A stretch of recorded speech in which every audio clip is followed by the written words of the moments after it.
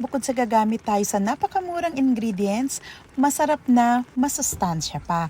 Kaya eto na, umpisahan na natin ang pagluluto ng ating masarap na gulay.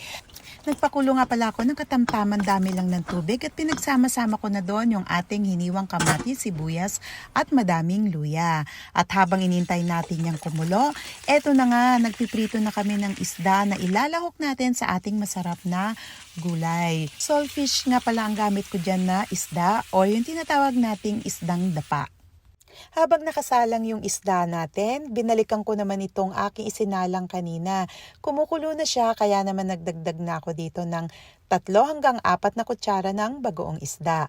Pinakulo ko lang muna saglit yan and then pinisapisa ko yung mga kamatis na nandyan para lumabas na ng tuluyan yung kanyang katas.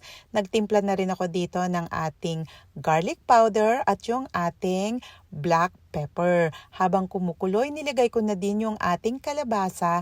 Katamtaman lang ang laki ng kalabasang hiniwa ko at itong ating talong na bilog. Hiniwa ko lang din ng medyo maninipis para madali lang din maluto. Nagdagdag ako dito ng 1 kutsarang patis dahil medyo nakulangan ako sa alat. So pagkatapos niya, nilayer ko lang yung mga gulay. Isinunod ko yung ating native na ampalaya, maliliit lang actually yan. Naglagay lang ako ng 1 piraso, yung katamtamang laki lang. Hiniwa ko lang yan ng maninipis din at yung ating siling berde. So ito na nga, naluto na yung ating isdang dapa o yung tinatawag na saltfish. Inilagay ko na yan dyan para kumatas na din yung lasa niya dun sa ating sabaw para sa ating gulay. At isinunod ko na nga dito yung ating okra. Naglagay ulit ako dito ng garlic powder at yung ating black pepper. Actually, hindi ko talaga siya pinaghahalo-halo. Nile-layer ko lang yung gulay, pero kahit papano, binabasa ko naman siya ng sabaw ng ating gulay. So magkakalasa din naman yan kapag na-steam na yung mga gulay natin.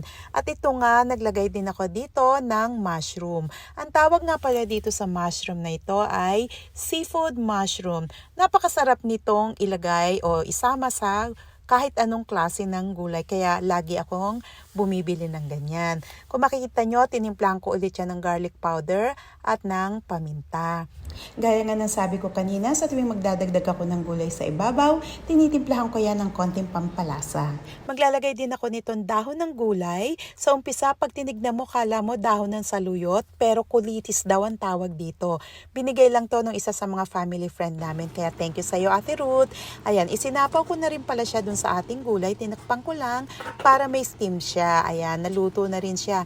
Tapos, nilagyan-lagyan ko lang ng sabaw ng ating gulay para magkalasa pa rin yan. Kahit hindi nyo halu-haluin yan, okay lang yan. Basta i-layer nyo lang, timplahan, and then, that's it. Masarap na rin ang kalalabasan yan. Sigurado ako magugustuhan nyo. Sarap. Pwede nang higupin ang sabaw. At kung gulay din lang ang pag-uusapan, pambato ko talaga ang ganitong klase ng luto sa gulay. So enjoy, happy cooking, and have a blessed day everyone!